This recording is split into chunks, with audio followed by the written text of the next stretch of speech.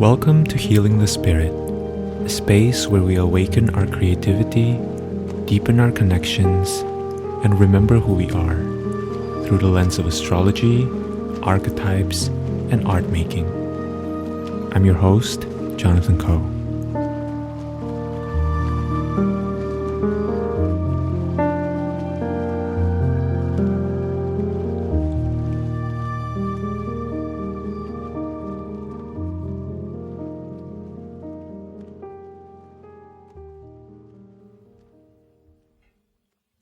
Hello everyone, welcome to Healing the Spirit. Today I have with me Odette, who is an astrologer, an artist, and a mystic. And within this conversation, we really touched on a lot of different topics, but the central theme is really on the topic of relationality. And we explored as well as unpacked what that word means for us, and how Odette and I specifically embody that experiential concept within our lives and within our astrological and artistic practices. We also discussed what it means to practice astrology as an art of connecting with spirit, as a practice of healing, as a practice of remembering to give and to receive love. We discussed the connection between relationality and reciprocity, as well as how these concepts make sense to us as immigrants who live at the intersections of collectivistic and individualistic cultures. What I think is so special about this conversation is how, as I was listening back to it, it really just feels like a beautiful conversation between two friends. It has this Venusian Empress energy, and you can tell that both of us are also very mercurial, very rhizomatic thinkers. We also, to me, kind of emulated this beautiful vibe of mid-spring within this conversation, this energy of, when all the flowers are in full blooms and the conversation moves at this really sweet, flowing, leisurely pace. And I really feel like this tempo and this energy is something that Odette just naturally, effortlessly radiates out from their being. And I've noticed it in spaces and communities that we share. There's a certain quality in which time and the edges of time seems to soften when Odette speaks and when Odette shares her thoughts. Before we get into this conversation, let me introduce Odette by way of her bio. Odette She/They is an astrologer, artist, and mystic, devoted to beauty and creativity as a path towards deeper embodiment. As a student of the earth, everything she does comes back to how we can remember the inherent truth of unconditional love within ourselves, with other beings, and with the precious land we live on. Being a first-generation immigrant from Mexico and raised by a single mother, Odette's life has been anything but normal. As a child of Saturn, she has always been interested in disrupting the status quo and queering up everything she touches. Currently, her offerings include natal chart readings and soon a women's monthly circle that offers space to witness one another through the mercurial magic of storytelling. You can connect with and find more about her at odetteblooms.com or at Odette Blooms on Instagram. And all of the links obviously will be in the show notes below. All right, here's my conversation with Odette. I hope you enjoy this conversation.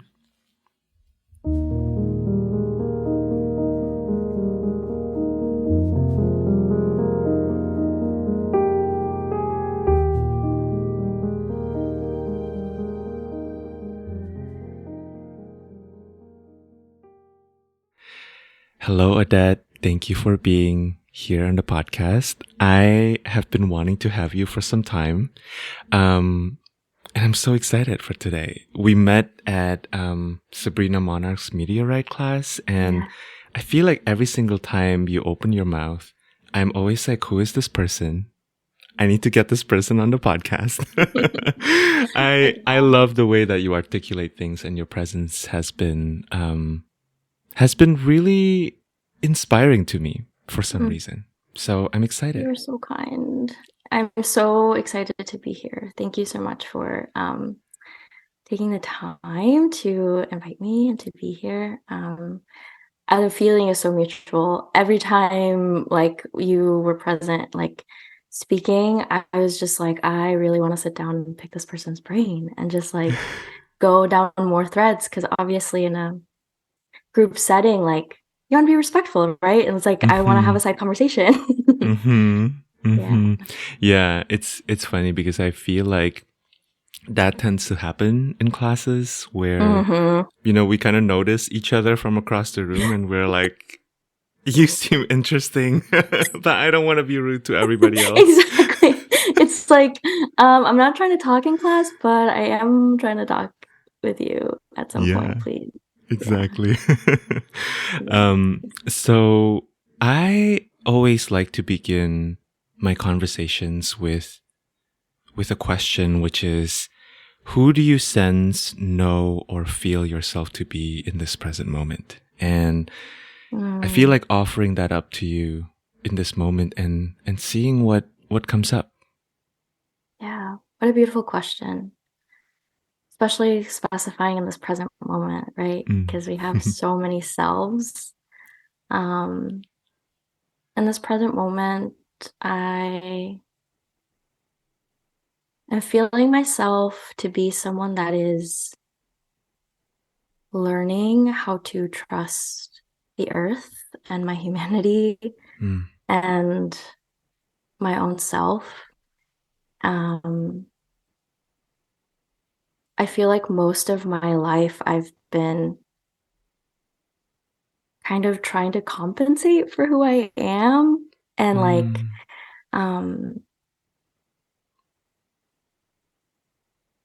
by like, I'm a Capricorn stellium person, and us Saturnians are notorious. I also have an Aquarius stellium, so I'm double loved by Saturn. So I think us Saturnians tend to be very hard on ourselves, and for most of my life I have been trying to like achieve, kind of to prove something to like have a sense of worth. And that feels really important to me right now, of like who I am is like just kind of trusting the soft animal of my body, as Mary Oliver says. I'm really discovering myself as an astrologer. I have been for the past like 7 years. And right now I'm really starting to feel into just like the wisdom and like trusting the wisdom that is just like there from lived experience. And I think like everybody has access to this, but I don't know, it's hard for me to talk about myself without talking about the world, or like the cultural just like the cultural impacts of like the time and age and like the society that we're living in, and how there really is this indoctrination of like scarcity and like lack, and instilling insecurity. And so right now I'm really learning to be into everything that I already am, and not having to reach out, or especially also right now with like healing culture, right? Like part of my introduction into astrology was connected to wanting to like heal myself, and this idea of I think that we can share this, as you as a Virgo rising, me as a Virgo moon, that like sometimes healing can be like this thing where we're trying to like fix ourselves into worthiness or into love. And so I've been walking that journey, and so right now I'm like my proudest accomplishment, or like who I am, like who I'm like really proud to stand here and be, is someone that just is worthy and lovable and like perfect as I am in all of those imperfections. Yeah. So like spiritually, that's where I'm at. And then like more practically, I'm an astrologer. I've been an artist for many years now, and I feel a sense of ease and confidence in claiming that for myself, which wasn't so much in the past. So, um, and I also see myself as a friend to the world, to strangers, to nature beings. And I love her. I love the title of like just like a lover. Like how can I love more, be more in love with this life, with um yeah, with like the gift of everything that we get to experience in this lifetime, in spite of all of the pain and suffering that is also very real. Mm-hmm. Mm-hmm. Yeah. Wow. I feel myself smiling from ear to ear the whole time you were speaking. I'm like, yes, yes, yes. There are so many points there that I feel like we can go down on, but something I feel like responding in this moment is a point you brought up about astrology and Mm. about getting into astrology, um, wanting to heal oneself. I feel like this is one of those mercurial trickster thing, where it's like Mhm. we are looking at a culture that inherently brings us down, that profits off of us feeling that scarcity and that lack, and Mhm. then um, needing to feel, needing to get into a healing process, right? Mhm. Because of the abuse that our culture has put on us. But that somehow that becomes a cosmic joke or something like that, or it becomes a cosmic trick where we then get tricked into something like astrology that is so much bigger than healing, but it Yeah. is a very healing modality, Oh in yeah. some ways. Mm-hmm. Totally. I love the idea of I love Mercury's tricksterness. Mm-hmm. Um, yeah, it's like even, you think you're going on this healing journey, which I think is necessary. Like we have to heal from so many scars and traumas that are just like inevitable to get Mm-hmm. in this late stage capitalist, society. Um, and then you get like tricked into loving yourself. Like you think you're gonna like heal yourself, and then you're like tricked into these other things. Yeah. And even astrology, like when I first what was so obsessive to me about astrology is that I came into it when I was like having an existential crisis. I mean, like so intense. And so when I discovered astrology, I was like, oh my God, this is going to tell me like who I am. And Mm-hmm. like, it's going to answer all of these huge questions that I have that are so uncomfortable to sit in. And like, yes, astrology did help me with that. And also like, no, it didn't. It did not. Like astrology actually poses more questions sometimes than Mm-hmm. answers. Mm-hmm. Um, and also like when I went into it, it was with this kind of perspective of individuality. And one thing Mm-hmm. that Mercury tricked me into is seeing the relationality of Yeah. not just the planets, but like of humans and Mm-hmm. with like the planets. Yeah.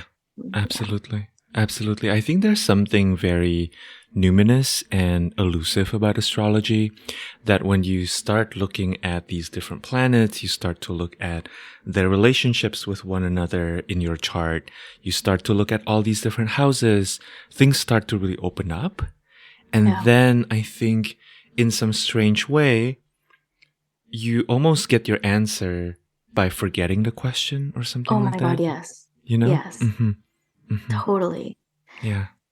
Yeah, it's like you hold that question and you like pick it apart Mm-hmm. and you like go really into the nitty-gritty, and then you just have to let it go. You have to Yeah. like forget, and then it comes like back to you. It makes me think of like that advice that people will give, that like when you're trying to solve some answer, it's like, go take a bath, go take a walk, Yeah. and then like the answer comes to you when you're not thinking about it. Mm-hmm. Mm-hmm. Yeah. There's something very oracular about this process of unraveling, right? And this Yeah. process of inviting in, I think, all of these other energies, all of these other beings that create this almost like cosmic soup or cosmic party, you know? Mm-hmm. Yeah. Yeah. And it's like kind of going back to the point about the question or forgetting that question. One thing that I've been really sitting with lately is this. I don't know if it's just like me right now, but I feel like it's this initiation into like oracularness is more so like, how can I make myself empty Mm. so that I can be filled, with um I keep coming back to the image of like a river. Yeah. Of like, right, the river isn't it is the water, but it's like it is the negative space that Mm. allows for water to flow through. Mm-hmm. And in like, astrology is divination. um it's like, yes, we learn the technique, we become students of all of these details, but then how can we then let go and just like let the void or like the emptiness um fill us up, so that then Mm. we can receive the downloads, the messages, or whatever you want to call them, from the planets. And I guess for some people, they don't necessarily practice astrology in a spiritual way, but I very much do. Mm-hmm. And my practice is to literally, how can I build relationships with these planet beings? How can I sit down and make space to hear them and have a Mm-hmm. conversation with them, instead of kind of thinking that I know everything about them, or like, Yeah. kind of from like that scientific materialistic model. Mm-hmm.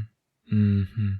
Yeah, I think it's really interesting thinking about this idea of divination, because I do think the quality of our questions and the energy behind the questioning influence the answers that we get, right? And I think when we ask from the perspective of wanting to get to know the planets, wanting to have a relationship with the planets, we then start to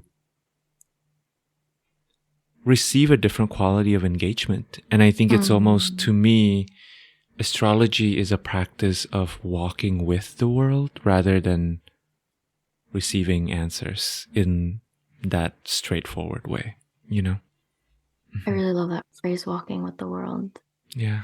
Yeah, you're walking side by side instead of Mm-hmm. like interrogating. Mm-hmm. Yeah. Yeah. So I want to pivot into talking a little bit more about you and hearing a little bit more about your life story and how you've come to this point as an artist and as an astrologer. And maybe start with your sun, moon, rising. I am a Taurus rising, a Capricorn sun, and a Virgo moon.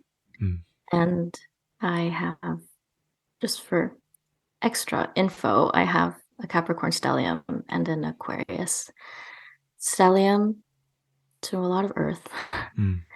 and a lot of Saturn. Um, At the top of your chart. I what? At the top of your chart. At the top of my chart, Yeah. yes. Mm-hmm. Yeah, in the ninth house and the 10th house. I am a first generation immigrant. So I came to the United States when I was 4, and I grew up with a single mom as an only child.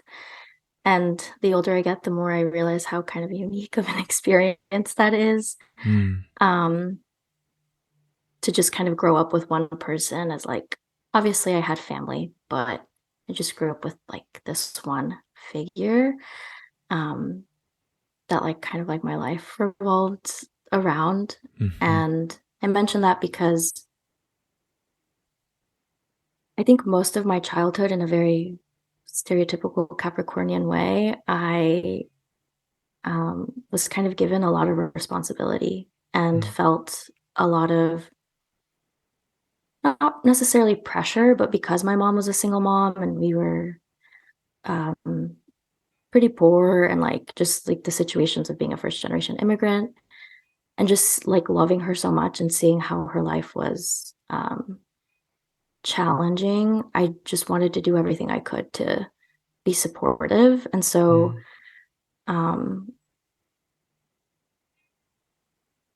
I I feel like I very much saw myself as an adult when I was a child. Like I was like just very like responsible and like had all these ideas of like what an adult should be and like how I could be that. Um and it's completely flipped as I actually become an adult, because I realized that the ideas of responsibility are very different than the reality of responsibility. And yeah, I mean, I was the kind of person that I'm such a nerd. I just I loved school. I just like absolutely loved school. And I loved like yeah, just like being in class and like learning. Um like I loved reading. Um and I also just like loved having friendships and like feeling like a part of something. And this I'm like school to me was kind of like the place where I felt like I really got to do things for myself. And then so I was born, like I mentioned, I was born in Mexico City, and I would go to Mexico City in the summers. And so I would spend a lot of time with my grandmother there. And I think that was really influential because it really gave me that Jupiterian kind of moment to like have some distance, like go to a different country that was completely different than like my normal year-round culture, to go to a completely different, I mean, it is my culture, but it was just different. I was there in the summers versus like living there. And I think that impacted me a lot because um, it gave me the perspective that like life could be more than what I knew it to be, what was the norm. Um, kind of in that my Capricorn stellium is in the ninth house, so literally a foreigner. Like the themes of like living abroad, and then traveling to like get that kind of like big picture perspective. Yeah. So that was kind of my childhood. And then I was fortunate to get a full ride college scholarship at like a tiny liberal arts school in Ohio. And my dream was always to get the hell out of Texas because I did not like uber suburban Texas. But in Texas, I had a couple of teachers that were very, teachers have been like a big theme in my life, right? Like teachers, again, like I loved school, so like connecting with teachers to me were like I feel like I was probably trying to like find good adult figures that were like modeling the things that I was interested in. Yeah. And so I had like a philosophy art teacher that really impacted me. And that's kind of when I started to become interested in art. I always thought that art, like in order to be an artist, you had to like do figurative drawing. So like I thought that I wasn't an artist, but I was really interested in photography, and I was like in the newspaper and like in a photography class. But when I had this philosophy teacher, I started to really learn about like philosophers and like artists as, you know, that combination of like artists as philosopher, creators as people asking big questions and answering them in these unconventional ways. And so when I got this full ride, I was the first time that I was like, what do I want to do with my life? I earned this. Like I earned this, like this thing for myself. Like it was a moment where I no longer was trying to appease the ideas that I had for like who I was supposed to be. And that kind of initiated my many existential crises where I was like, do I do the thing that I think I'm supposed to do, or do I do the thing that I really want to do, which was to study art? And I ended up deciding to study art.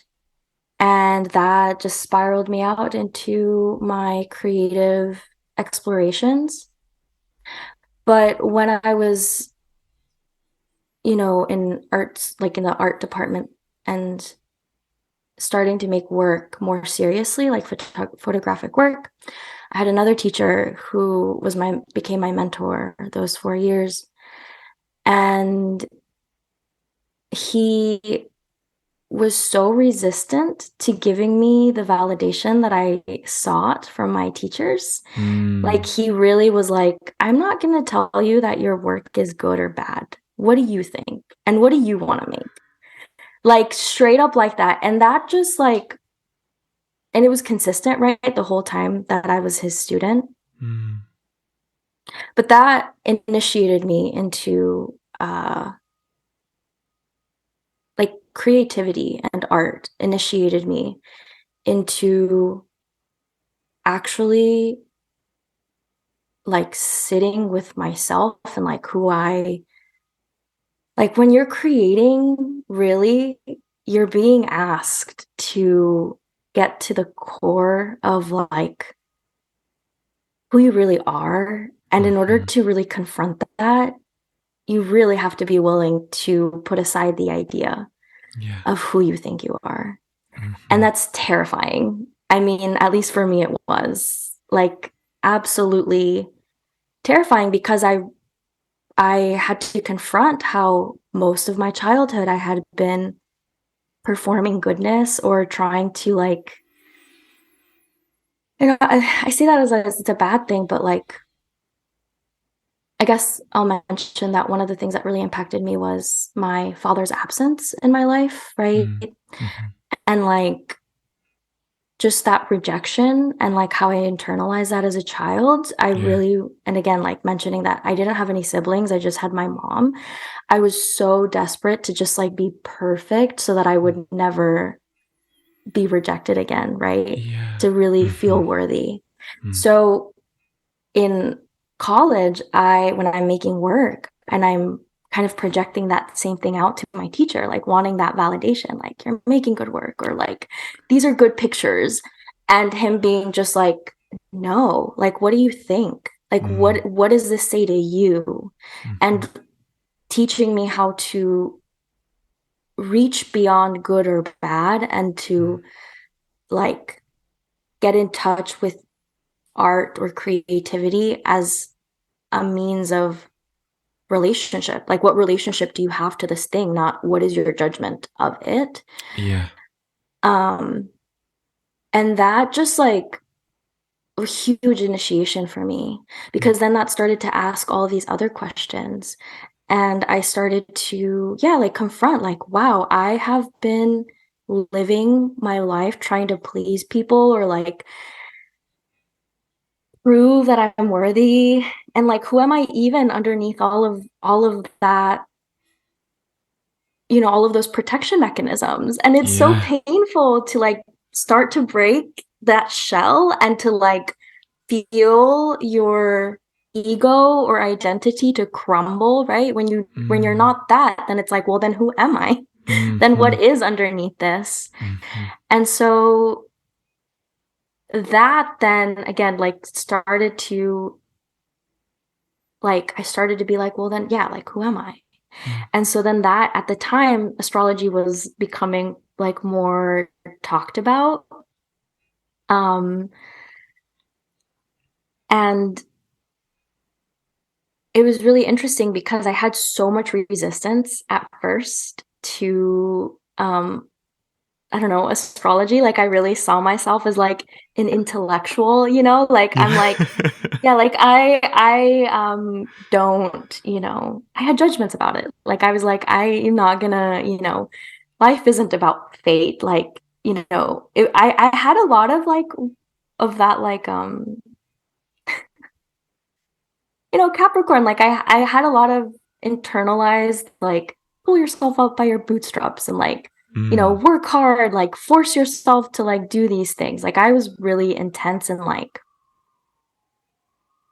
in that way. And so again, I'm like unraveling and I come across astrology and I can't stop thinking about it. Like I just could not stop like thinking about it. And like the more that I was learning about it, because at first I obviously just thought it was like sun sign, right? Like astrology. I didn't know about like, and then I learned about like moon signs, and then I learned about a rising, and then I remember like I saw my chart and I was like, what is this? And I will say that like at the same time, there's this thread of when you're having a crisis of identity, I think it brings in a crisis of faith. And up to that point, while I was always interested in esoteric things, like there was a time where I was like 14 and I had taken a Reiki class with like my mom. I don't know, like just these weird ways that it was like there was esoteric interest, but I was so resistant to religion for good reason. I mean, like I grew up in Texas where it's very just like very religious. Religious in all the wrong ways. In all the wrong ways, yeah. And also just like knowing the history of like my country and like what Spanish Christianity did to my ancestors. And so I was like agnostic, but like I just, you know, I didn't really have a relationship to God or to spirit. So that is also happening at the same time that I like discovered astrology. And then actually discovering astrology initiated me into this crisis of faith because there were all of these I've always had a lot of synchronicities in my life, things where I'm just like this is not random, like this is just too on the nose, too perfect, exactly what I need. And it took me a long time to like part of opening myself up to astrology was also opening up myself to divinity. Like there was for me no like no difference between them, I guess. Yeah. And so then that was a whole journey of having to again surrender my ideas of what I thought religion was, what I thought, like having to pull apart the threads between what I now know to be dogma and spirituality or a religious connection to divinity. Yeah. And yeah, I mean that's like the long summary of it. But coming into astrology, and I mean like then I just became obsessed. Like everything that I could do, all of the workshops, all of the classes, the astrologer that really my first like astrologer that just really moved me was Jessica Lanyadoo. And from there also a very Saturnian person. I know, and we have the same birthday. Whoa. Yeah. That is wild. Yeah, January 11th. I know. When I learned, I was like, wow, But like, yeah, since then it's just been like obviously like astrology, as we mentioned, is like there's so much technique. There's so much information to start to like learn about. But with it, it has been also this opening towards relationality and just like faith, I guess. Yeah. Yeah, I'm loving everything that you're sharing. I keep hearing this idea of emptying coming back, Yeah. and that the process isn't like a one and done, right? What I'm hearing from your story is that it's this constant process of like emptying to fill up, filling up to empty, which I think is like Yes. kind of an interesting loop. And there was Totally. something that you also said about like the ideas versus the experience of responsibility. And I think this is interesting to explore. For some reason, I'm kind of feeling a thread between this idea of, how we are told a lot in our society about this is what responsible looks like.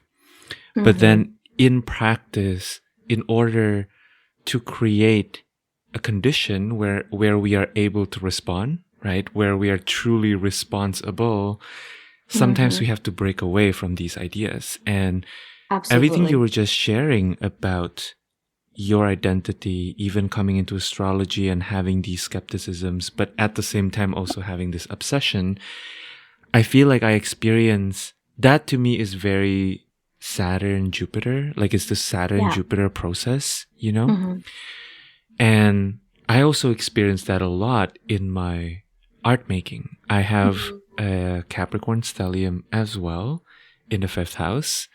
And I feel like my creative journey has been as much about creating as it has about dying to the identities Yes. that I cling on to, right? Like Yes. this is the kind of art I make, and then I experience this major death. Yep. And it's like sometimes it's like years long, and then realizing like recently I had to really come to terms that, with Saturn having moved through first Capricorn, then Aquarius, and now being in Pisces, as we are having this conversation, as we are releasing this conversation, I'm realizing that this is now my art form. Like having conversations with you is an art form, right? Having conversations with people about their birth chart, teaching astrology classes, that's my art form. And it's shifted from what I thought it was, so I guess I'm curious to hear a little bit about anything you want to share about this idea of emptying and filling up, and also maybe how it relates to how you see yourself as an artist, and how astrology is also maybe one of your art modalities. I love that connection that you just made. And I very much relate with like, yeah, I can't believe I didn't say it, but it's like dying, like being willing to die many, many times. And that metaphor of like emptying and being full again, it makes me think of the moon, and it also makes me think of the relationship that Saturn and Jupiter have. Saturn as death, as the scythe, being willing to cut away what isn't in service of the thing. I think about plants and how you have to be able to prune or weed out what isn't in service to that plant in order for that plant to grow, right? And then also, like, it makes me think of seasons, how in order for life to, like, the relationship that life and death have to each other, in order for life to continue and to be a part of the cycle, you have to also be willing to die, right? Not just in the seasons, but like literal compost is what gives life to the plants that are then coming into being later. And I guess I'll say that one thing that I'm in relationship to this back and forth, I think one thing that's really being changed in my perspective right now is seeing both and instead of either or, right? This idea that things aren't necessarily things that seem like they're in opposition are actually just in relationship to one another. Ooh. And they need one another in order to really be their fullest self, right? So Saturn and Jupiter really need each other in order so that like they're not there. I feel like they're often, kind of portrayed in this like Jupiter is the greater benefic, Saturn is the greater malefic. And like, yes, that makes sense. And also like Saturn's literal presence in our solar system is what prevented Jupiter from consuming all of our solar system. Like quite literally scientifically, without Saturn in our solar system, Jupiter would have just like swallowed everything in its orbit and we wouldn't be here today. Like we would not exist, right? This life, this earth, this precious planet, like in astrology, we think about the external planets, but I'm like, how can we think more about Earth also, right? Like this really important planet. Yeah. And so, yeah, it's like, well, I'll say that about like that back and forth. And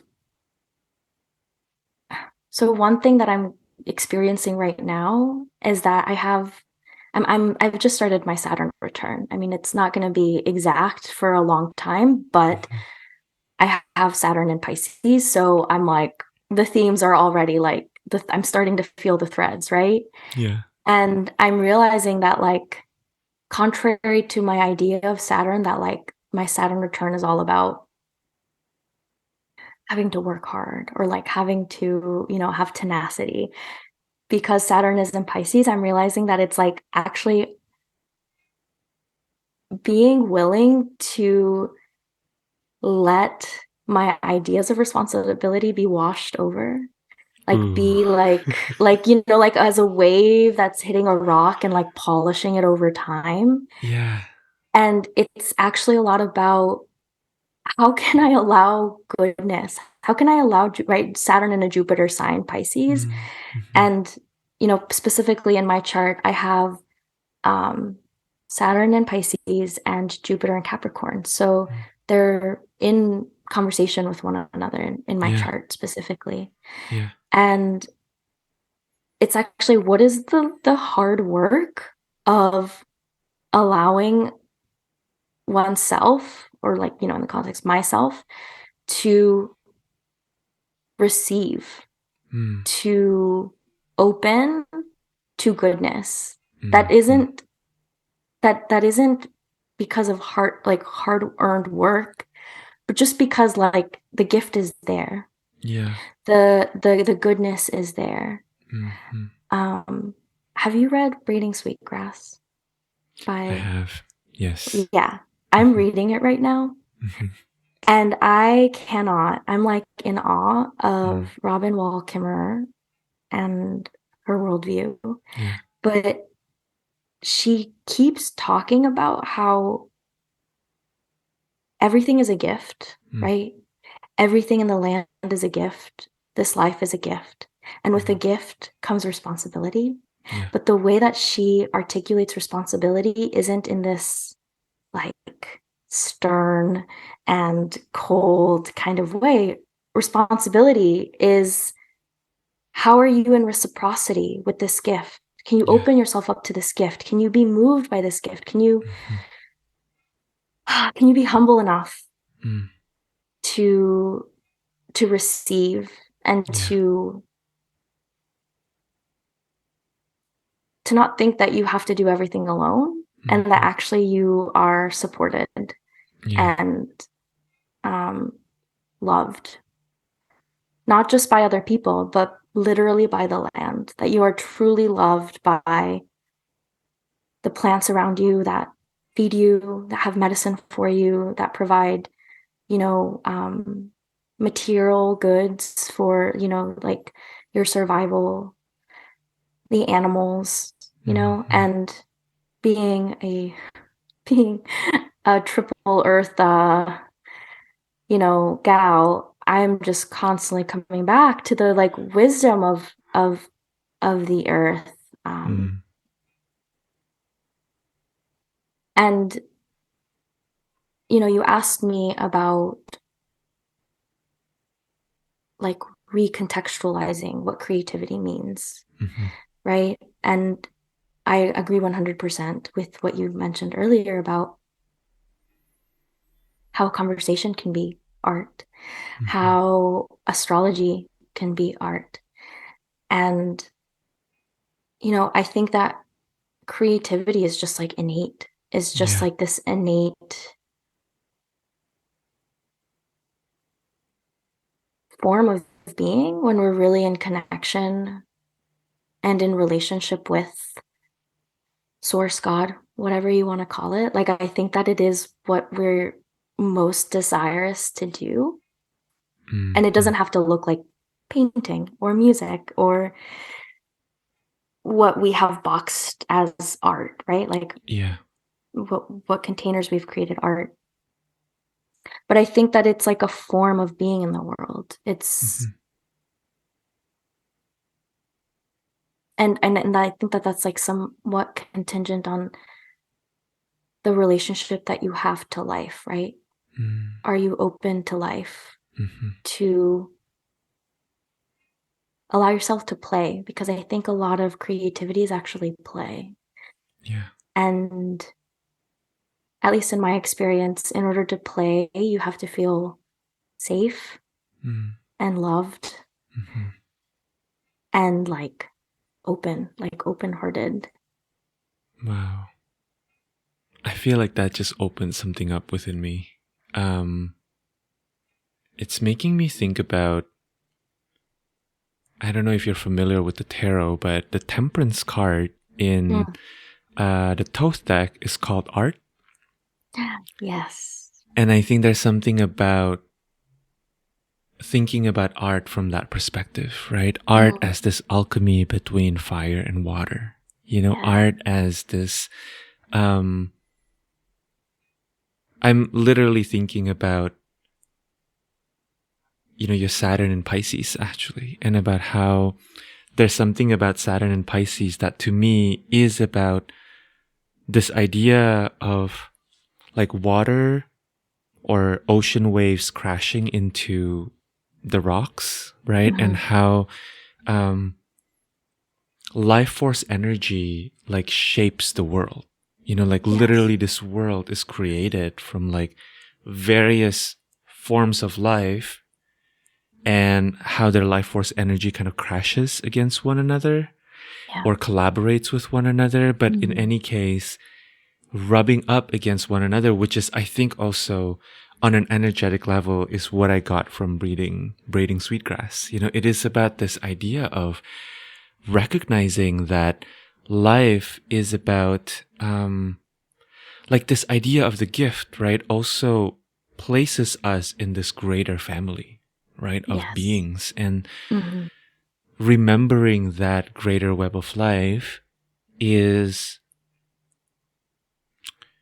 the universe abhors a vacuum, right?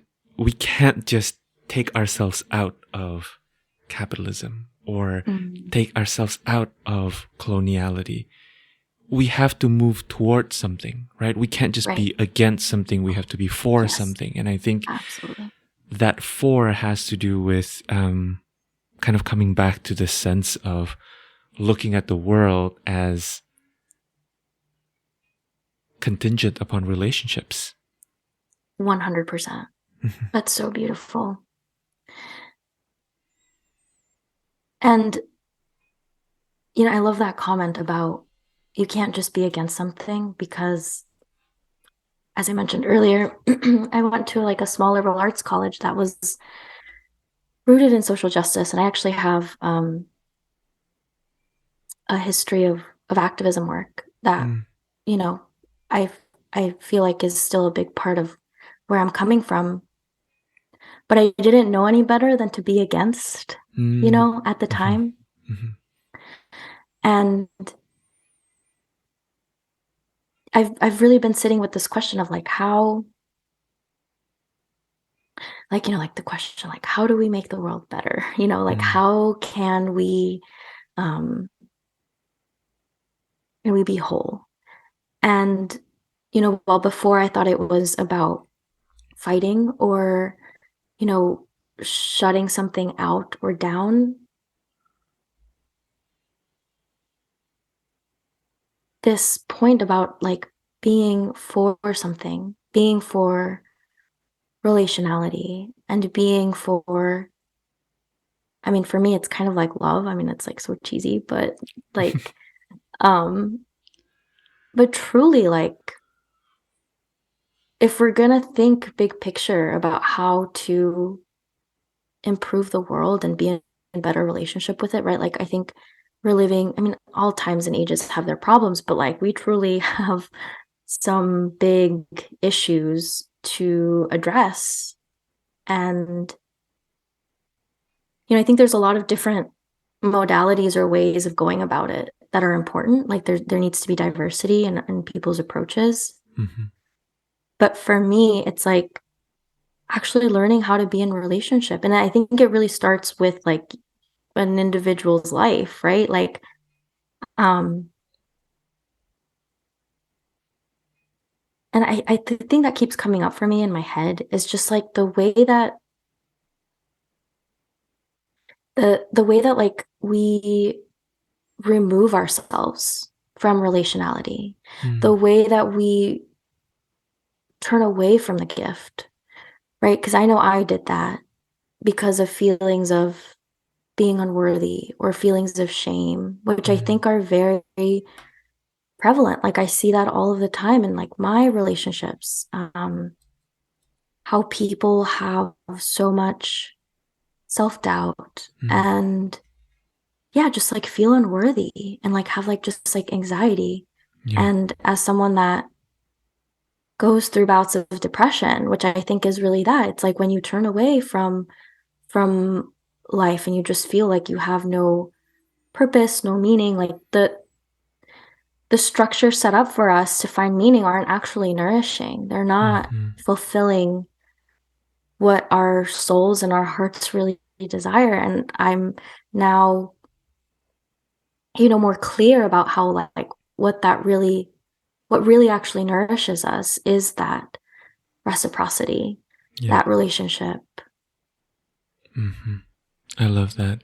It's making me think about how I have been going down this human design rabbit hole, and I'm still kind of formulating my thoughts around it. But at this moment, this is a very interesting experience I'm having because I think when I was learning astrology, right, I really had this experience of in my body, in my lived experience, resonating so much with astrology, and also at the same time, my mind going a million miles per hour, having all of these doubts, right? And like trying to answer all of these questions.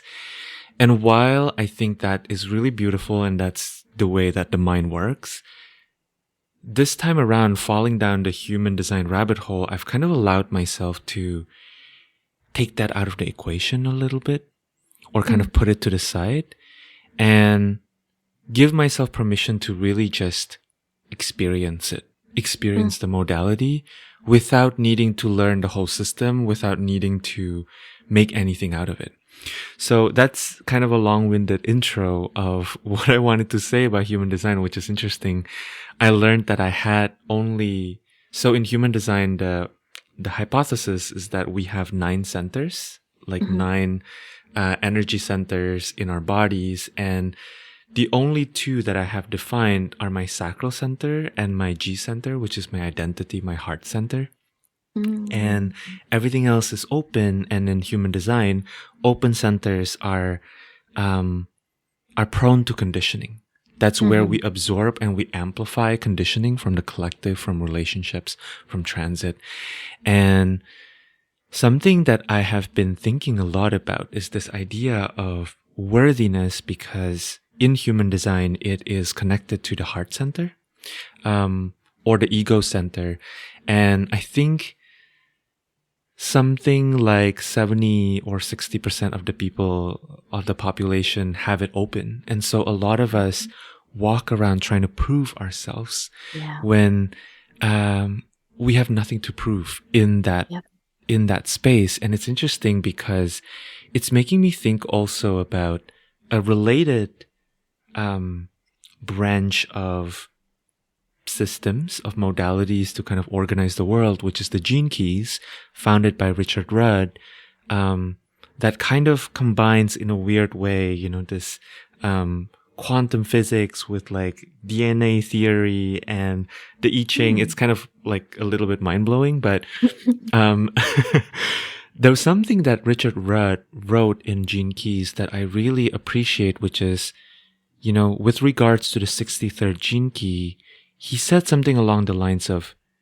how doubt is a really powerful evolutionary tool, and how doubt helps us get into the gift of inquiry, which leads us into truth. But that doubt, when turned inwards into self-doubt, becomes self-destructive. Wow. And when turned outwards into the collective, right, when we allow ourselves to be moved in the direction of the questions that really mobilize us, that really excite us, it turns into this creative project. And I really love kind of connecting what you were just saying about feeling unworthiness with this piece around self-doubt, right? Because I do think a lot of people experience unworthiness as a byproduct of self-doubt that, turned further inwards, starts to make us lose our path, starts to make us lose our sense of self, which is actually unprovable, right? Like it's so interesting. The other day, I had this huge inner child activation. And when I kept going deeper and deeper into the bottom of it, it's because I felt like people around me didn't respect my no, even though I had stated it clearly. And when I asked about why that enraged me, it was because I felt unworthy. It was because it kind of perpetuated this idea of unworthiness that I already had installed within me somehow. And when I poked further into this idea of unworthiness, it kind of fell apart, Odette. Like there's nothing in it. And then I realized, like, this voice came into my head of like, worthiness is a human concept. That your existence just is. Like, there's nothing to prove. There's nothing. That's the reason why it felt so bad, I think, for a lot of us when we start to go down this rabbit hole of trying to prove our worth. Because there's actually nothing to it. Yeah, you literally can't. You literally can't. You can't prove it because it's not even something that is possible, because it's not even a question. Yeah, exactly. Absolutely. And it's so interesting because it's like, I just often think like, what would the world be if that wasn't even something that, if that wasn't a quest that people were going on? And because this quest doesn't have an end to it, because it's not anything that the only end to it is to realize that it's not, that it isn't even needed, or that it's not even possible to prove worthiness, because you just are. That is what makes you worthy, is that you are, like, you are alive. Yeah. You are here, and that's kind of the end of it, period. Like, point, period. Totally. I'm really moved by that quote that you read about, like, self-doubt or doubt turned inward is destructive, but pointed outwards is creative, right? I'm just like, whoa. Yeah. Yeah. Yeah. Yeah, and it for some reason it's making me think again of Virgo, right? Like you as a Virgo moon and you as a Virgo rising, I feel like that doubt is a real thing Mhm. that can often get turned inwards. Yeah. Um yeah. Hmm. Yeah. And I know you have a relationship with Mercury too. And I feel like something I've been thinking a lot about with regards to Virgo is how Virgo is an earth sign, but it's mutable, right? Yeah. Virgo is often related to discernment or being critical, but it is also ruled by Mercury. And it's the place where Mercury is exalted in traditional Yeah. astrology, you know? I Yeah. feel like Virgo is just, a bag of contradiction. For real. I mean, going back to, I feel like part of the worthiness, I think, it can be tied to perfectionism, right? Like, Hmm. um, feeling this pressure or self-imposed pressure to be perfect in order to be worthy. Hmm. And the contradiction that Virgo has that, like, you already are perfect in all the ways that you are imperfect, right? Hmm. It's like to really embody that and to root into that um as like a Virgo kind of wisdom, right? That Hmm. like the criticality, that like nitpicky perfectionism, like that is, I think, tied to the discernment. That is a Hmm. gift of Virgo. But then if you're not, maybe if you're not like rooted also in the Piscean truth, right? That like everything already is perfect and whole Hmm. and, absolute in all of the pieces, right? Like the whole is made up of the parts. Hmm. Um, but yeah, I mean, Virgo is I love Virgos so much, just like people with Virgo placements. Yeah.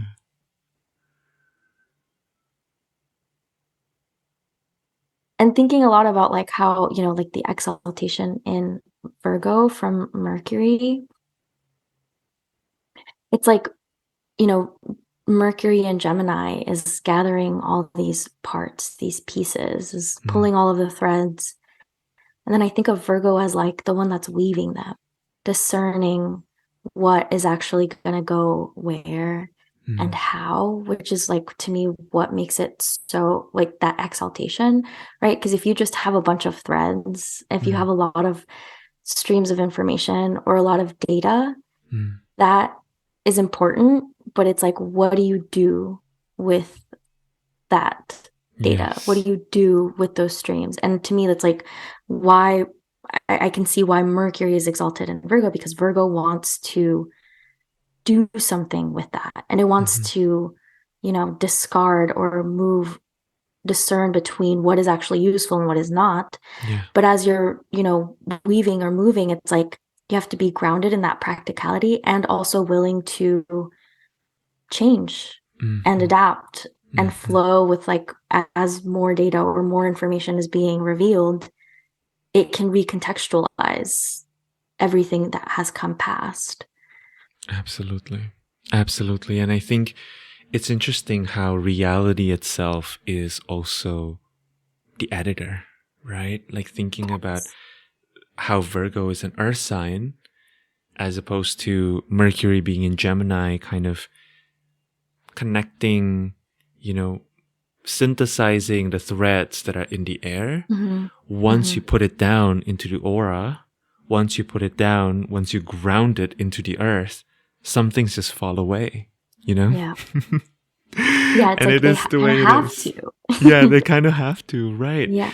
Um, this is kind of bringing me back to a point you were bringing up earlier about relationality and about how, um, I think as a collective, we are kind of living in this paradox, right? Like a lot of us are really interested in modalities like astrology, like human design, that can feel very individualistic, but somehow I feel that also the more you get to know yourself, the more space you have in appreciating what's around you and in appreciating relationships. And it's almost like you can't just say, you can't extricate yourself from the collective. And I think this process of almost like not wanting to affirm the self. Let me put it this way. I grew up in Indonesia, where I am really exposed to toxic collectivism. Yes. So I am under no, and probably with you having roots in Mexico and in Mexican culture, you probably have seen it in action also, right? And so people like us kind of walk between worlds where we see toxic individualism and we also see toxic collectivism. And we also have seen the beauty of both sides. And I think, something I've been thinking about, and I'm curious to hear what is coming up for you as I'm bringing this up, is this idea of individualism and collectivism, or individuality and relationality, being about shifts in rhythm. Something I'm noticing, especially in having this podcast project, is that there is a shift in tempo between me recording by myself versus me having conversations with different people.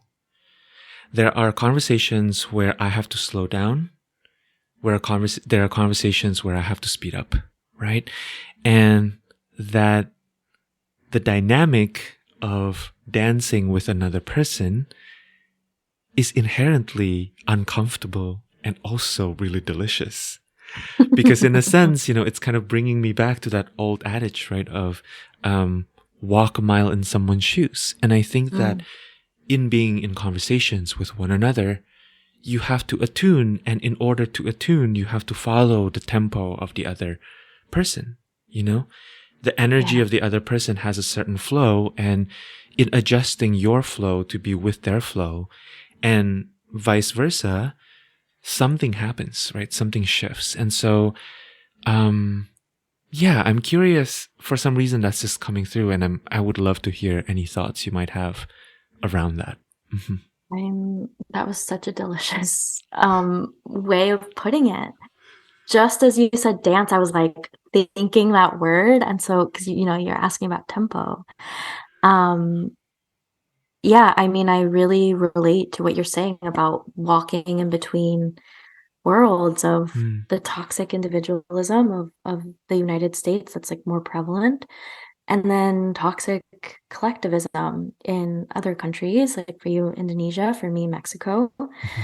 And like, for a long time, I felt very victimized by the way that I was just like neither here nor there. I feel like that's very mercurial, right? Like this ability to walk between boundaries, not being kind of boxed in. And now I'm really seeing it as a gift, because kind of what I was mentioning earlier of seeing the world as both and instead of either or. Paradox. I mean, it's like that's an instance of paradox, but I feel like you really find that pattern everywhere, right? Things just kind of that seem oppositional. And to some degree they are, right? They by pure definition of a word, it like, individualism is what it's not. Collectivism is everything that it is not. So they need that separation to be defined, right? Like language, words are defined by what they're not. And also, like, that's also how they're connected. So I love that you just really like connected them through this idea of a dance. Because when you're dancing, you are simultaneously feeling into your body, into like your being, and also you are allowing yourself to be moved with the rhythm, whether it's like with someone else or even by yourself, right? Like the music to some degree is kind of whatever music is playing is dictating that rhythm. And I don't think that you can have an individual without the collective, and you can't have the collective without individuals, right? Like by pure definition, the collective is made up of individuals. And those individuals, you know, like make it up. And I really think that it has to come back to how we can contend with like the duality, not as opposition, but as the thread that is like connecting them.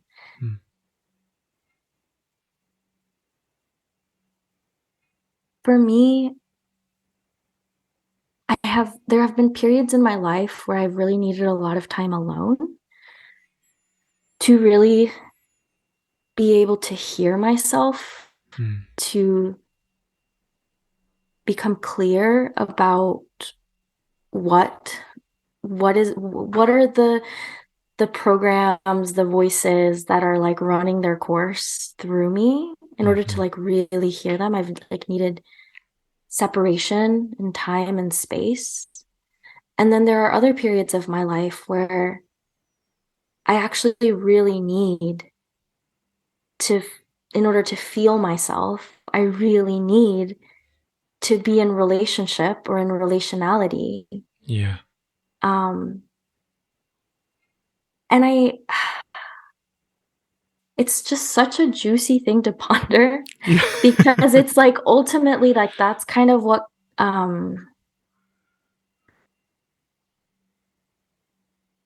don't know, going back, I feel like the maybe the theme of this conversation is just like how relationality is everything, because that's what makes up our world. Like our world doesn't exist without individuals doing the thing that they do in the context of a collective, right? That's how culture is created. That is how we have society or whatever. And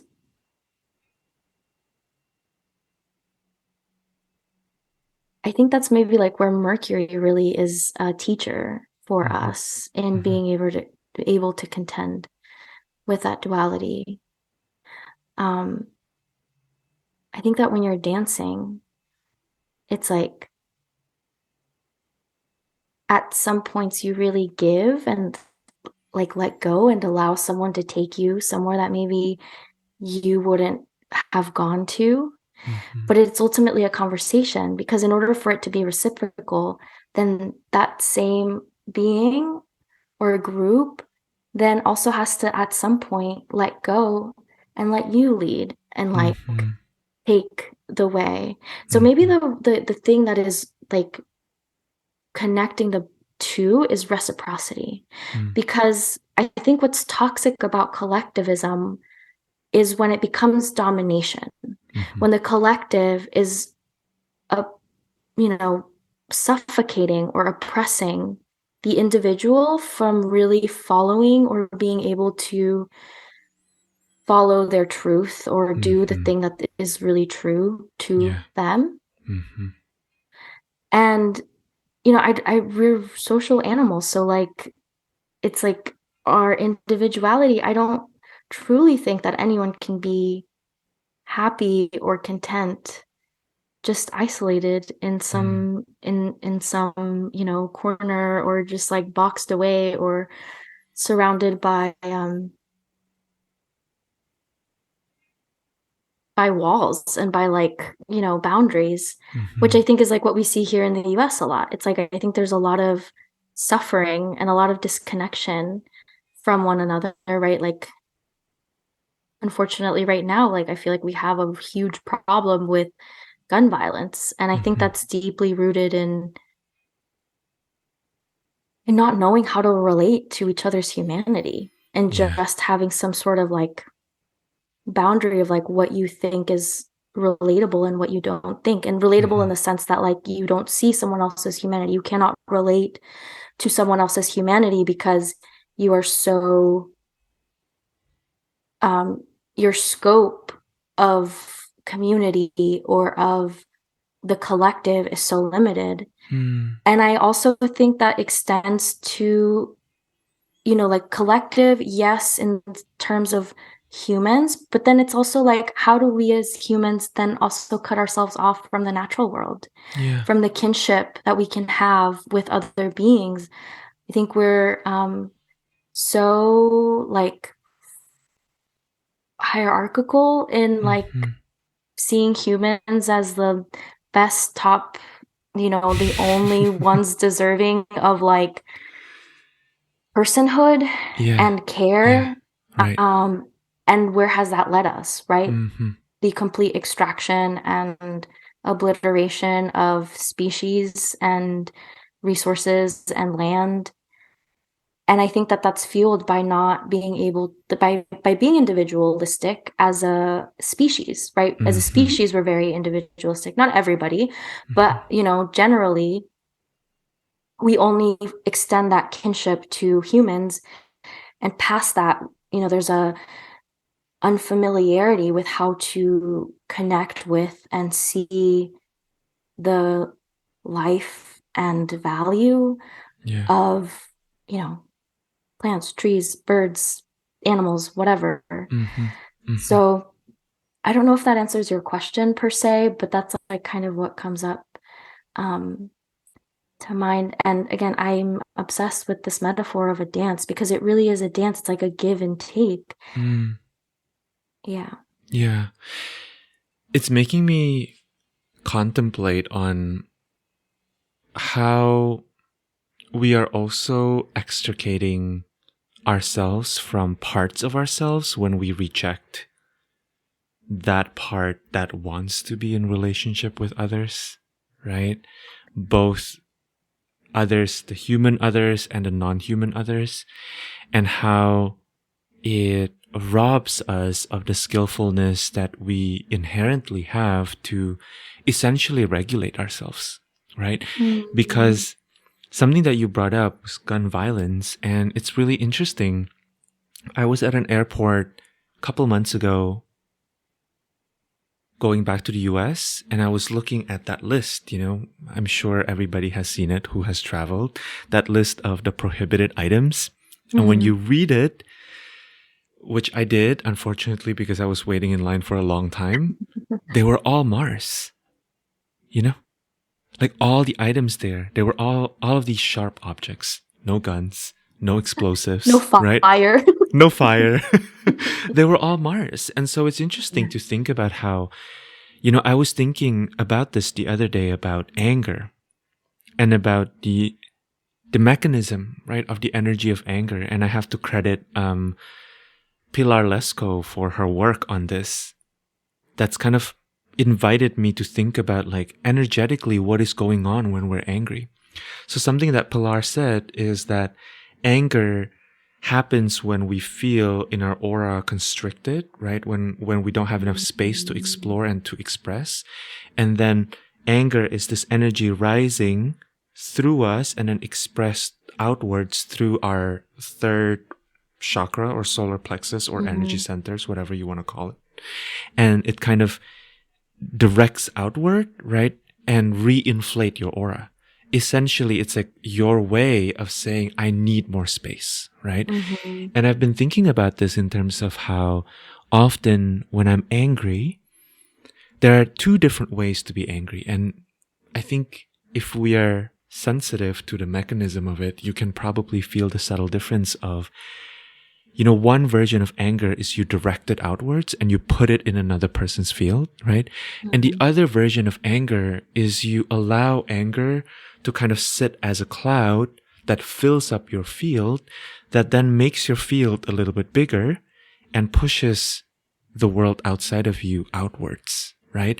And I think the difference between the two are so interesting because in some ways, when someone hurts another being with a gun or other tools, right?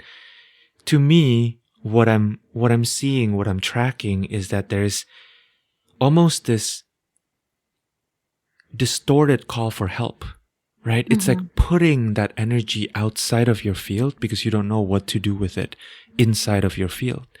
But actually, that doesn't really solve the problem, does it?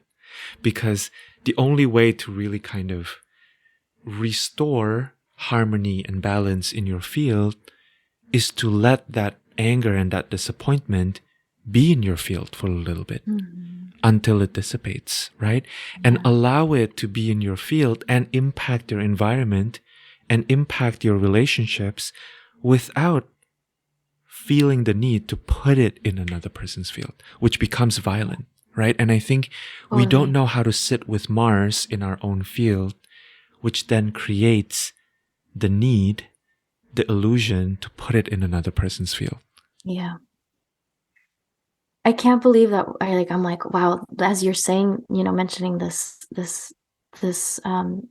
really wise, observation on Mars and anger, but just like Mars and Venus, another opposition, and I'm doing air quotes, that is actually not an opposition at all.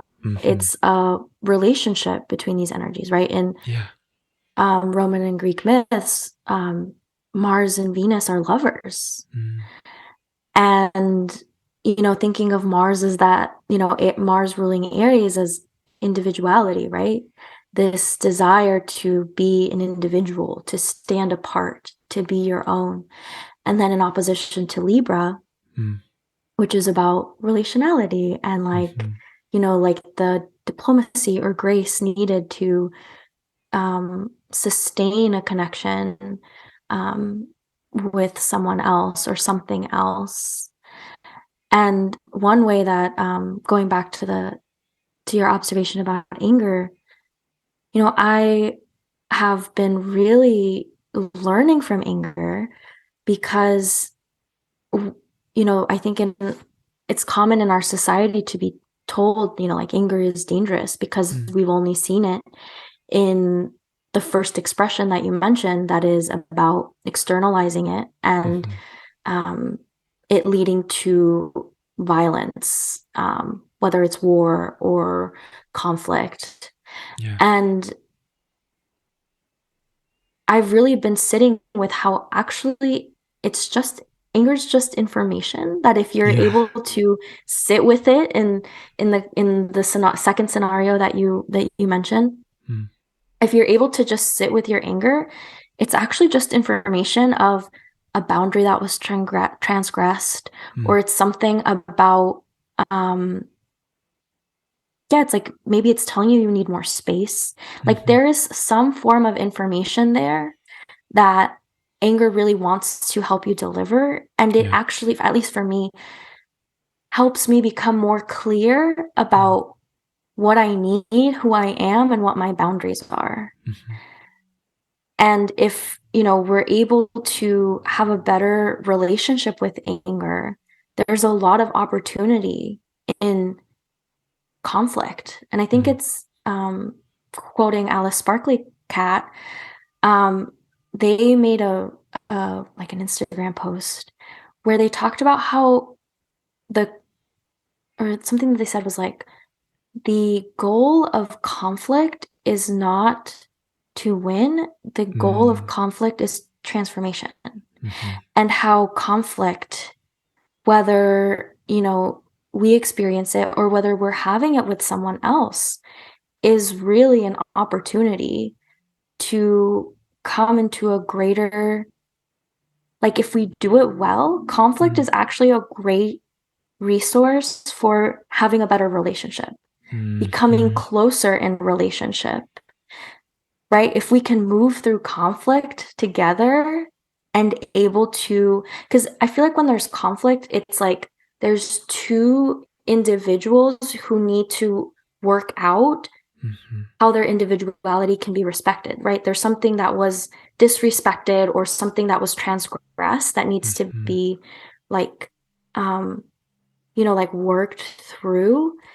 And sometimes that can't be worked through, and that's when like separation happens or a relationship is broken. But if that relationship can move through it and figure that out, the result is even more connection and more, closeness. Which again, I think is so interesting. I feel like I'm really being a student to this teaching that maybe is Jupiterian, Saturnian, I don't know. But I think it's a Mercurial teaching of how what we think is oppositional is actually what brings us together. Yeah. Yeah.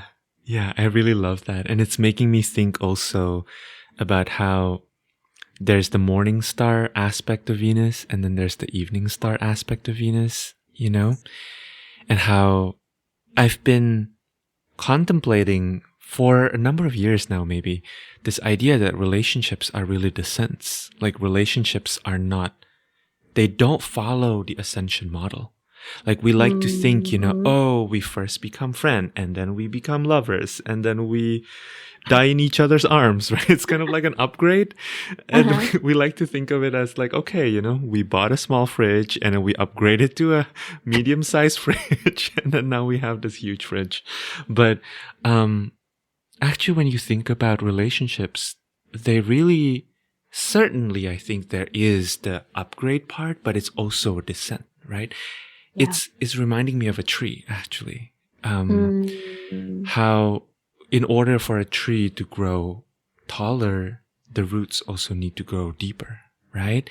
And in the myth of Inanna had to kind of strip away, all of these jewelries and all of these clothings as she moves further and further down into the underworld. And I think often in relationships, when we get closer, we hit upon a particular layer where there's deeper layers of, surprise, surprise, trauma, right? There's deeper layers of distrust. And in order to gain more trust, you have to work through that layer of distrust.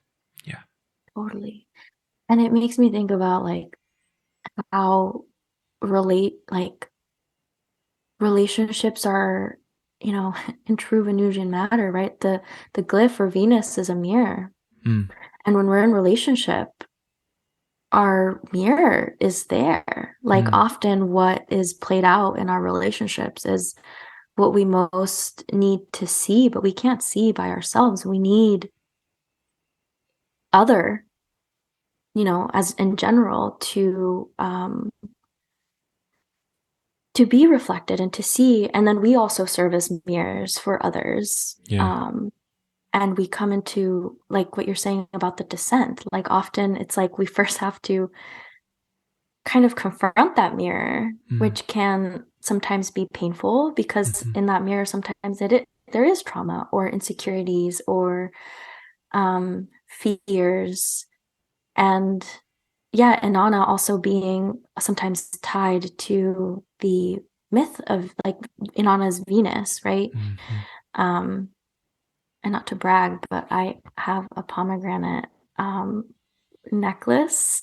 I love that. Because I love pomegranates. It was in honor of my grandmother, but I also wear it because I'm reminded that, talking about descent, I mean, like, I feel like it kind of comes a little bit full circle to the emptying and the filling up, like to go into a descent of our soul, of our being, or with someone else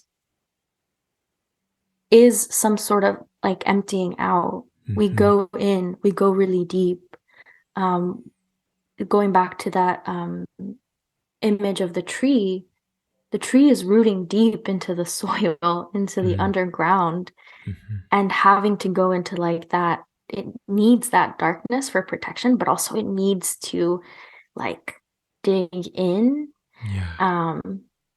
in order for it to come up, for it to go out, for it to grow. I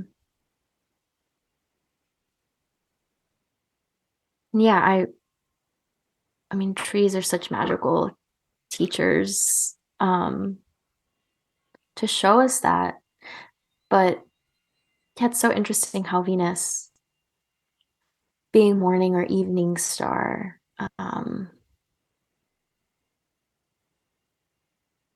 is just like, I mean, I feel like this thread of Venus has been opened for a long time now in our conversation, talking about relationality and dancing and music. Totally. Yeah. But there's these two sides of it, and it's important to recognize both. You can't have just the ascent without the descent. You can't have a tall, beautiful tree without going deep into the soil and putting down deep roots. Yeah. Yeah. Exactly. Mm. Yeah. Wow, Odette, this has been such an incredible conversation. I want to wind us down to a close, even though I can literally talk to you all day long. I'm like, I need to start a podcast now so I can ask you questions. Let's do it. So I have a couple final questions for you. So the first one is, I'm really curious to hear what comes up when you hear the phrase healing the spirit, which is the name of this podcast. And I'm open to anything that comes up, any images, memories, thoughts, questions, musings, objections. Yeah. Oh, healing the spirit.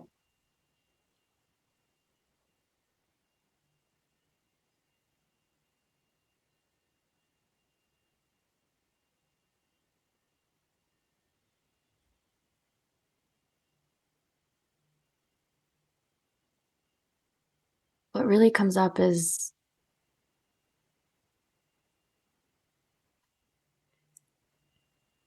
you know, you have the phrase spirit in it, right? And I absolutely believe that we are spirit beings. But I think that in order to heal the spirit, or, you know, this phrase comes back to our humanness. To heal the spirit, we have to come back to our messy, human, material, death, you know, oriented bodies. Because I think that all of the juiciness is there. Also, when we are in our bodies, when we open ourselves up to our humanity, not the idea that we have of ourselves, you know, like as we talked earlier, but as like the reality of like who we have been and where we have come from. You know, there's this idea of like the body keeps the score, right? That book that became really popular. But this idea, right, that our bodies hold, that our bodies have memory. And I think often with healing, right, there are these wounds that are in our bodies, that are really painful sometimes to sit with. It can be really painful or embarrassing even. I feel very embarrassed to be a human sometimes. Yeah, me too. Just because it's like, you know, it's you have to make mistakes. You have to be humble. You have to put your pride to the side to really get into the truth, right?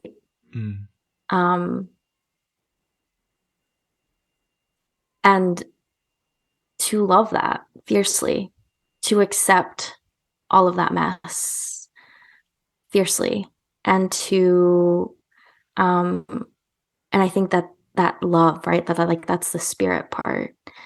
To heal our spirit, you know, is kind of this,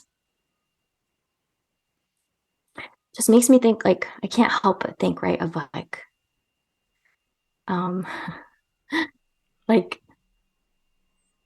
for lack of a better word, toxic spirituality, right? Like, you're gonna transcend into the 4D, 5D dimension, and like we're going to ascend and we're gonna bypass this material experience that we're having. And it's like, no, actually, our bodies are what house our spirit. In order to get in touch with our spirit, in order to be in relationship with it, you have to have that anchor of your materiality, of your body. And I think that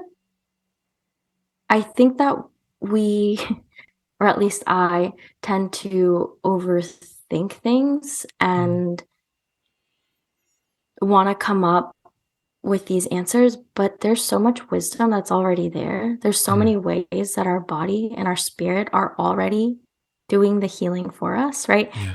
You definitely come into more awareness of it, and it helps a lot to be aware and to be intentional, or to be open to it. But also recognizing, all of the perhaps maladjusted coping mechanisms at the end of the day are coping mechanisms that have helped us. And that's kind of what comes to mind. It's like when we're healing our spirit, it's through the reality of our materiality, which is perhaps a little contradictory, but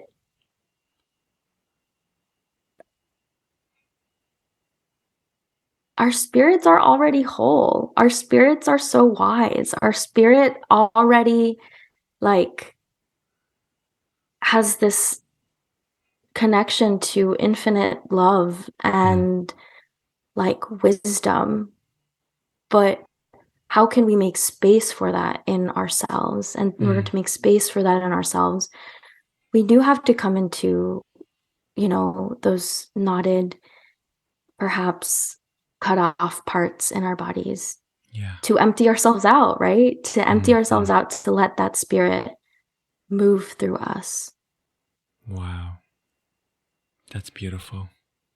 I love this idea that the spirit is whole and that it's more a matter of creating the condition within the body that can experience and perceive that. Yeah. Thank you. How can people connect with you, Odette? Well, I'm currently working on my website, so hopefully it will be all ready to be seen. And it's the same name or the same URL as my Instagram handle, which is Odette Blooms, and that's ODETTEBLOOMS. And soon it will be odetteblooms.com. So you can, I'm mostly on Instagram and soon this website. And I've been doing more astrology readings, and I'm going to be opening up my books for natal chart readings. So if anyone would like to sit with me in a natal chart consultation, that's where you can find me. I'm so excited for everyone to find you and your work and connect with you. Thank you so much. Yes. Thank you, Odette. This has been such a delight. Thank you so much for having me and for also sharing so much wisdom with me. I feel really moved by a lot of the images that you shared, that I'm going to be just tasting and digesting in the upcoming weeks. Yeah, the feeling is so mutual. Thank you.